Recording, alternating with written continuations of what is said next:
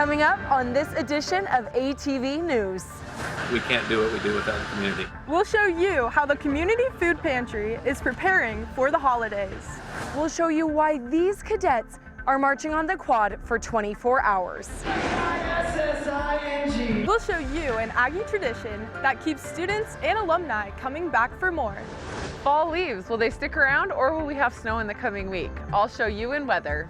In sports, I'll show you the plays that won the Mountain West Women's Soccer Championship. All that and more, this is ATV News.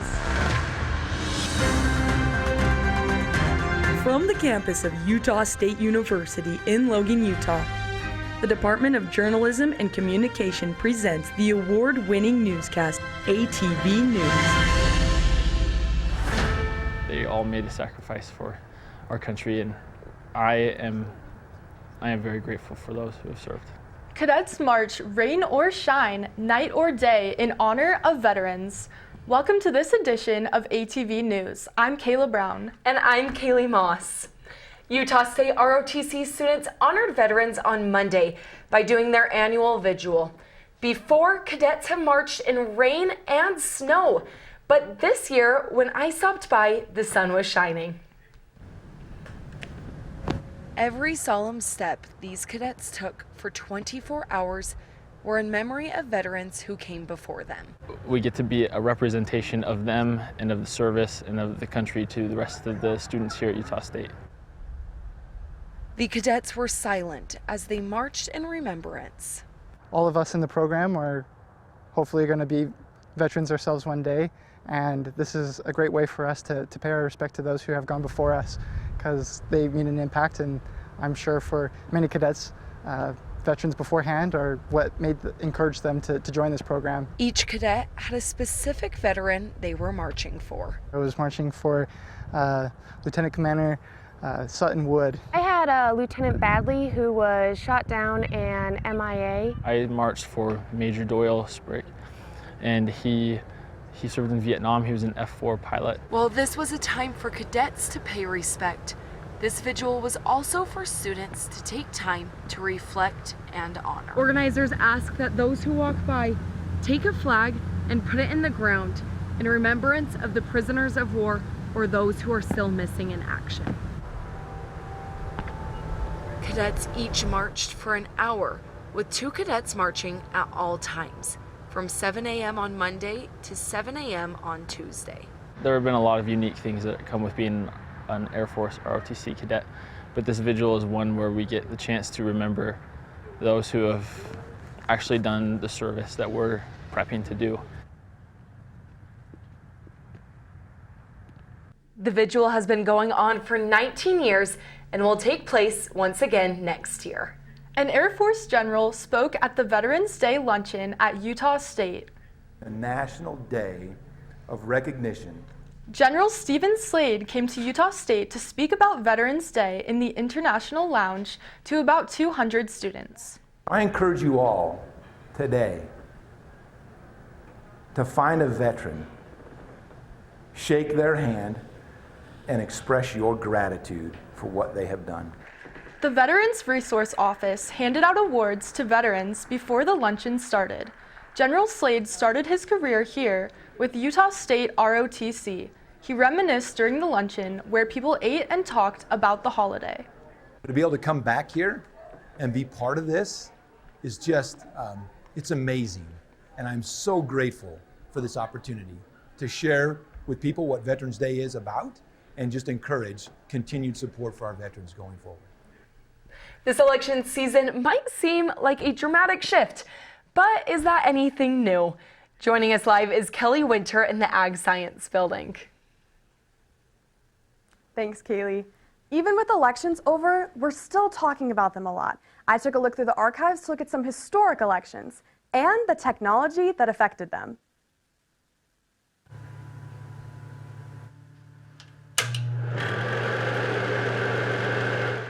One of the first significant elections was 1796.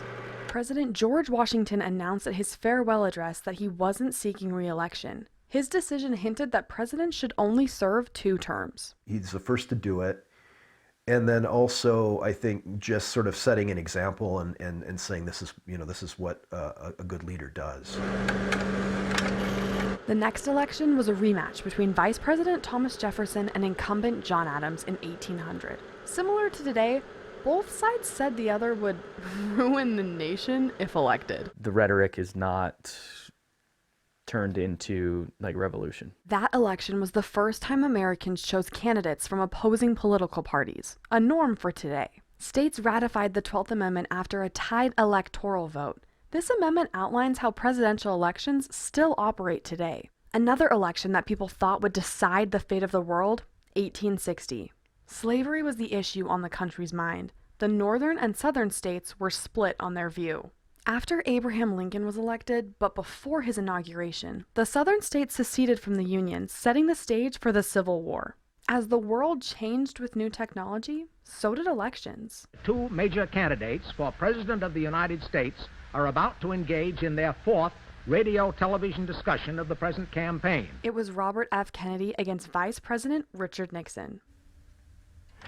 It was the first televised presidential debate, and as our teachers taught us in history, those who watched said Kennedy won, and those who listened on the radio thought Nixon had. Another change was televised campaign ads. What is the most important issue confronting the American people in this election campaign?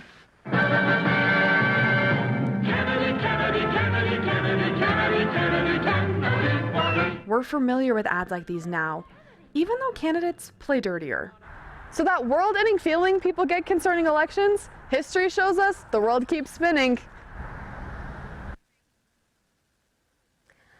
Both the professors I talked with said that elections can become historic because of the culture at the time or if they bring about legislative change. Reporting live in the Ag Science Building, Kelly Winter, ATV News.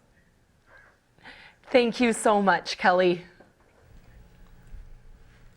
The Quinney College of Natural Resources celebrated their annual 82nd Loggers Ball, bringing together students, faculty, and alumni. The ball took place in the TSC. Students, faculty, and community members socialized with dancing, live music, food, and a prize drawing. The celebration wrapped up with the Boot Scooting Boogie. This year is the first time in 8 years the ball has been held on campus. And it started originally as a celebration from forestry students. They would get together at the end of the logging season and just hang out, drink, eat dinner, have a good time. The Loggers Ball is every November, usually in the first or second week. It is an annual tradition the committee hopes to keep planning. All money raised is donated to clubs at Utah State University. While you are making plans for Thanksgiving, the Cache Community Food Pantry is also gearing up to provide Thanksgiving dinner for families around the valley. Addison Stoddard went to the food pantry to show us what these preparations look like. The Cache Community Food Pantry is buzzing all year round. We can serve more patrons. We cannot do what we do here without volunteers. Volunteers at the food pantry sort food in the warehouse, check the produce that comes in, and have it ready for people to take whatever they want. Our big food drives come in November and December, so now we're busier than ever. The food pantry is set up so people can take what they would like and what they'll use. With the holiday season right around the corner, boxes like these are filled up with dried goods in cans that are ready to be handed out at Thanksgiving. When the holiday gets closer, the food pantry will receive more fresh produce and things like turkeys and ham to hand out. In the holidays, Thanksgiving and Christmas, we always see a bump in people needing help. During the year, the pantry serves about 350 people a week, but during the holidays, that goes up to close to 500 a week. This is my 22nd year, and we've never had to tell somebody I don't have a turkey for you. Food comes from public school drives, individual donations, and items that grocery stores either rejected or didn't have space for. We try to do our best to collect the foods that are associated with a typical Thanksgiving or Christmas dinner. Addison Stoddard. To learn more about the food distribution hours and how to apply for the program, visit our Facebook page. Addison Stoddard joins us at the desk with ATV weather. Addie, it sounds like Thanksgiving is coming up. I'm amazed that there's still no snow on the ground. Seriously, it's the middle of November and we rarely have seen any snow and none has stuck. So coming up in weather, I'll show you whether we're gonna see snow this week or not. The current temperature is 47 degrees, sorry about that mistake. And there we can see some green leaves on the A, but most leaves around it are fallen. I have 4 brothers. We'll show you a local family football dynasty coming up. This has always been a vision to include all our cultures. We'll tell you what cultural resources you can find at the Mehdi Heravi Building.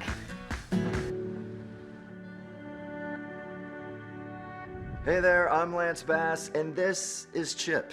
For more than 100 years, American Humane has been on the front lines protecting animals in times of crisis.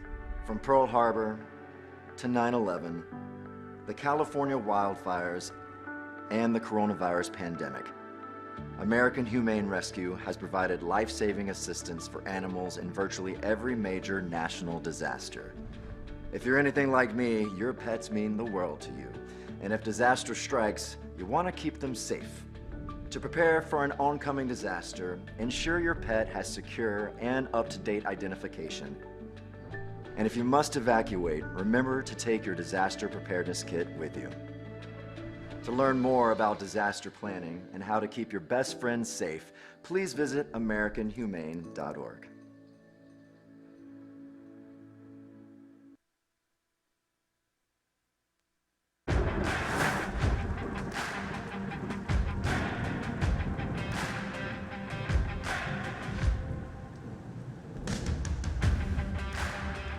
Welcome to ATV Weather. I'm Addison Stoddard. Thanks for staying with us.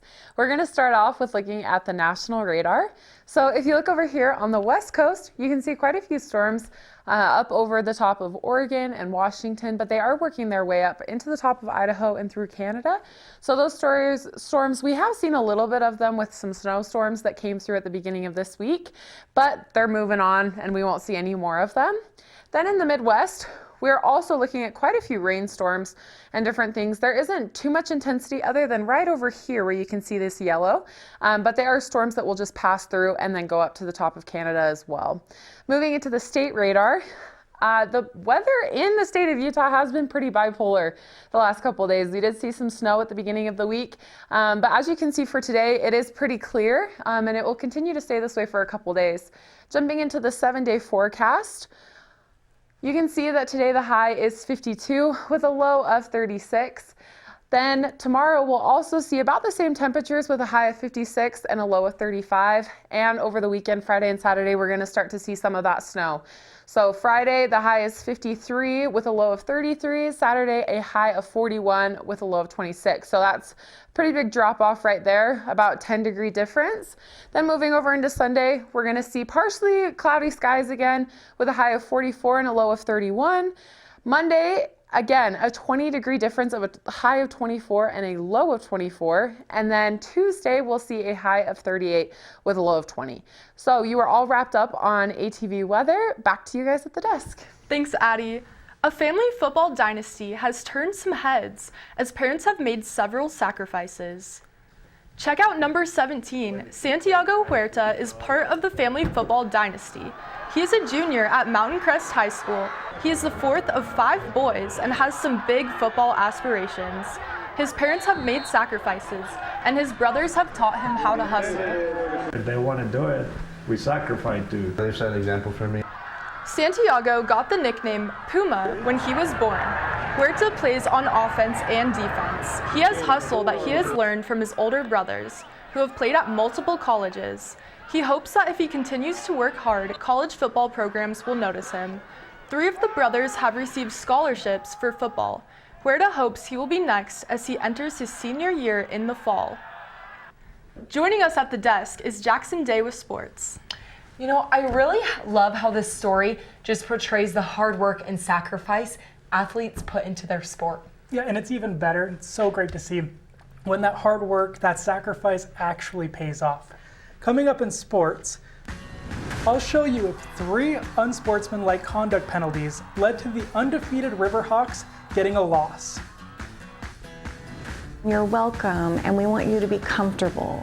We'll tell you how the new building on campus is welcoming you in. These dogs may be barking, but we'll tell you how Cache Humane Society is helping them de-stress. You make me wear my bike helmet. You taught me never to run with scissors. You tell me to stay away from drugs. To always buckle my seatbelt. And to follow the swimming rules. You're always looking out for me and trying to keep me safe. So why do you keep a loaded gun in your drawer? Here in the garage. Closet, shoebox, under the bed. Where anyone can get to it. How safe is that? How safe is that? How safe is that? You asked them to follow some safety rules. Now they're asking you. In fact, they're counting on you. Never let your gun get into the wrong hands. If you own a firearm and are not using it, please be responsible and be sure that it's stored in a safe place. Remember, always lock it up. For more information on firearm storage safety, visit ncpc.org. This is one of the goals the Aggies scored during the final Mountain West Championship match. Welcome to ATV Sports. I'm Jackson Day. Thank you for joining us. By this point, I'm sure you've heard the Aggies won the Mountain West Soccer Championship for the 2nd year in a row. Let's take a look at the plays that took the Aggies to the top.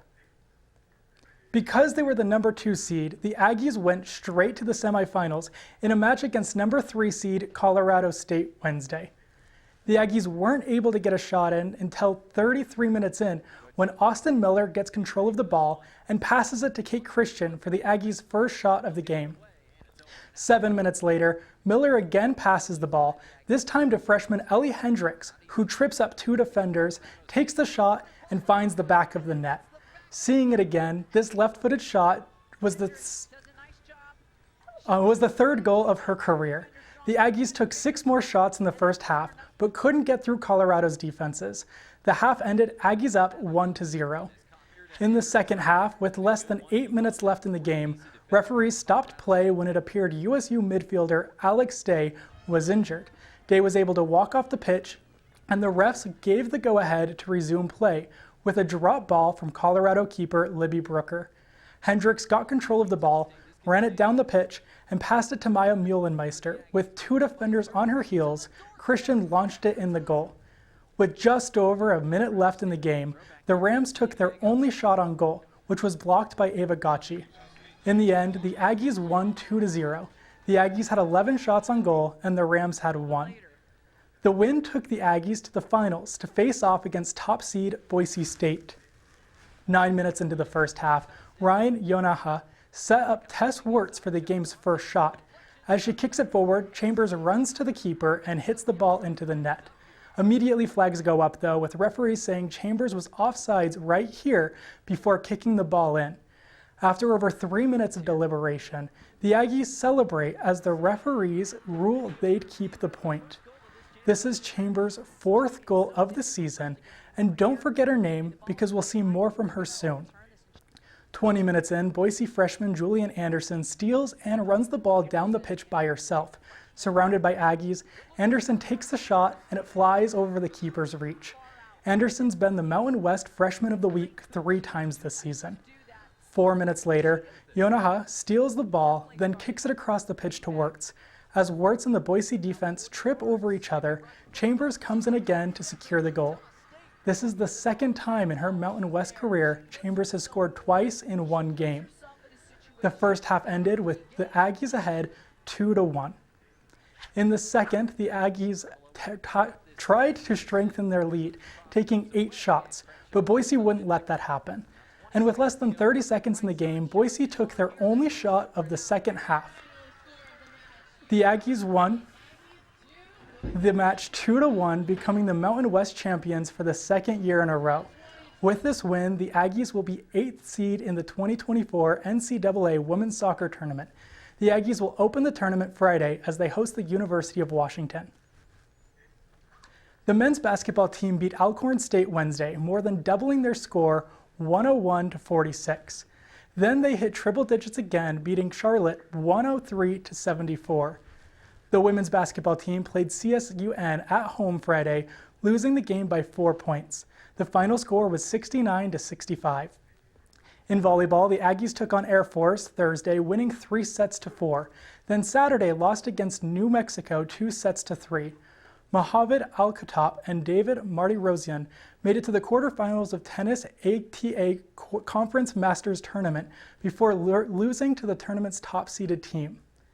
In football, the Washington State Cougars hosted and beat the Aggies Friday, 49-28.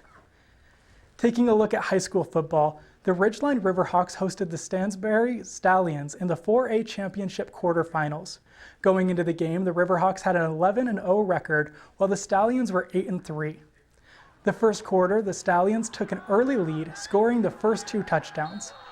Later, Ridgeline wide receiver Brady Cook catches a pass and fights to stay on his feet while being tackled by 3 Stallions.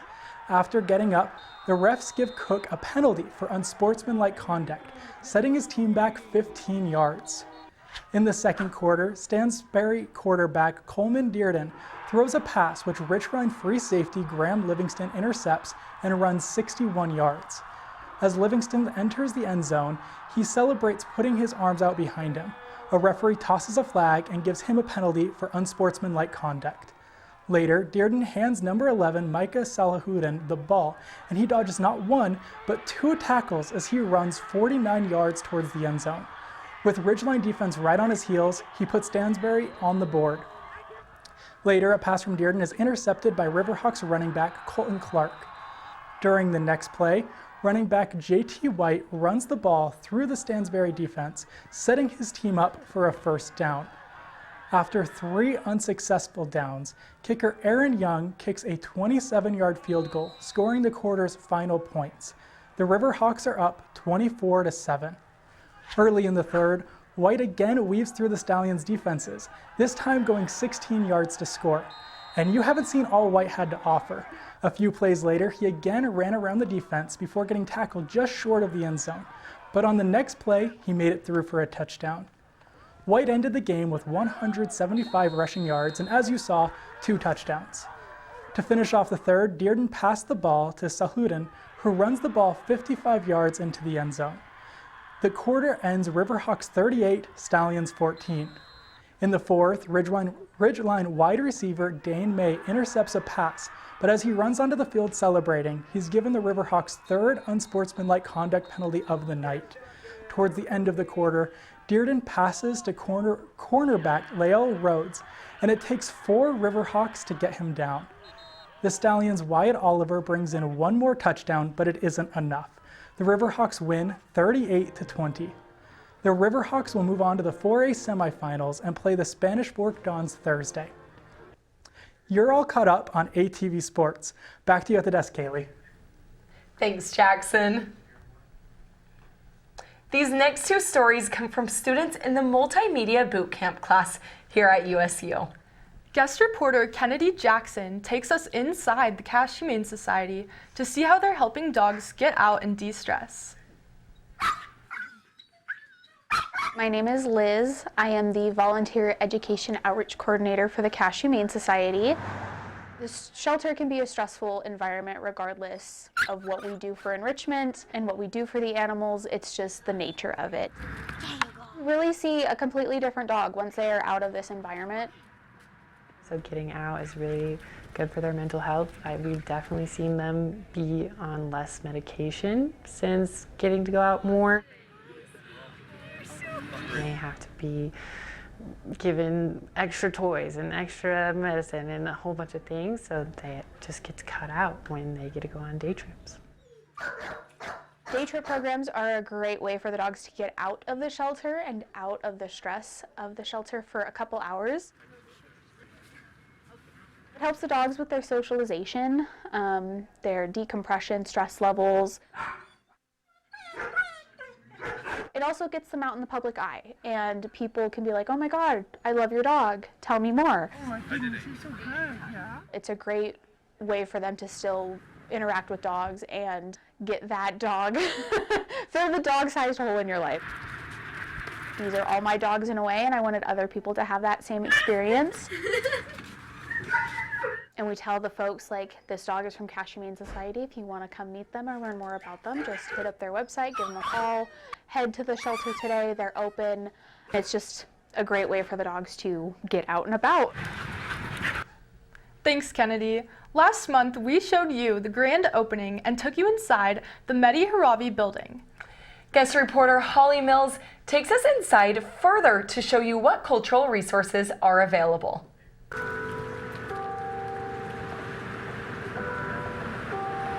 What has been really exciting for me has been getting to talk to different stakeholder groups about what kinds of needs are either unmet or undermet across campus that this building could meet. Some of those needs are specific to language programs, is what led to the creation of the cultural hubs, being spaces where students could just hang out, but also hearing how important it was for student groups to have spaces they could be together. My favorite space in the building is the student break room. We were in the design stage. I was going to different groups across campus, and one of the things that I was hearing from several different groups of students is if I can't afford to buy food on campus, I either go all day without eating or I go home and get something to eat, and then I'm late trying to get back to my classes.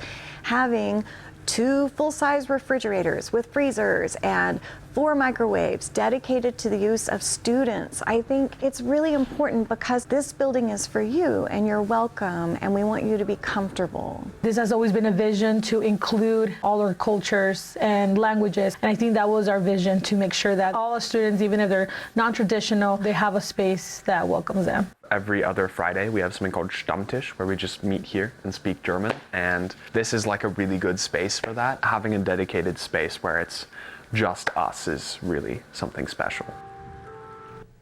Thanks, Holly, and thank you for watching this edition of ATV News. You can watch this and other editions on our Facebook page.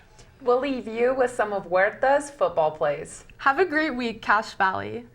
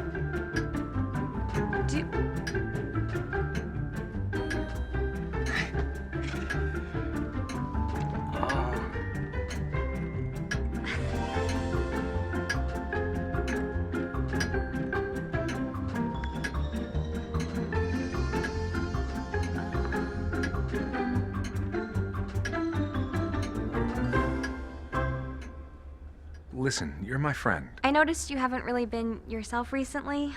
Yeah, I feel like something's up. How are you? Are you okay? Is there anything you want to talk about? I just want to know how you're feeling. And listen, even if you don't know what to say, I'm here to talk. No matter what you're going through, I just want you to know I'm here. I've got your back. When you want to talk, I'm here.